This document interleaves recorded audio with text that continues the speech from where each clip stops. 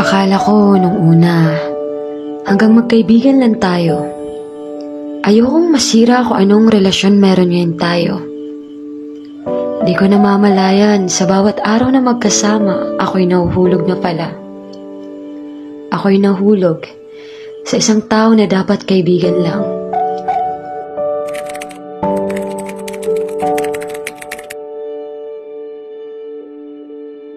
Alam kong mali to, pero paano? Paano pa mawala to? Ipinaramdam mo sa akin ang di kayang iparamdam ng ibang tao. Ako'y nasasaktan sa tuwing masayang napapangiti ka ng iba. Minsan nga'y nirereto pa kita.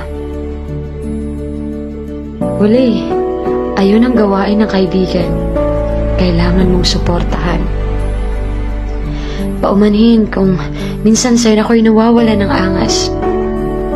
Kasi sa totoo lang, ako sa'yo'y kalas na kalas. Itatago ko na lang to nararamdaman ko sa nag-iisang rason na ayokong malayo sa'yo. Pero bakit ganon? Huli na ang lahat nung nalaman mong may nararamdaman ako sa'yo. Wala na akong magagawa, wala na tayong magagawa. Ipaglaban ko man tong nararamdaman ko para sa'yo. Kaso paano? May kasintahan ka na nagpapasaya sa'yo. Ba't di mo napansin tong nararamdaman kong ito? Pagmamahal na para lang talaga sa'yo. Kaso huli na.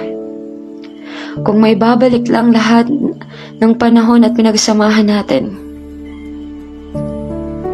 na sana mapansin mo ang pag-ibig kong ito.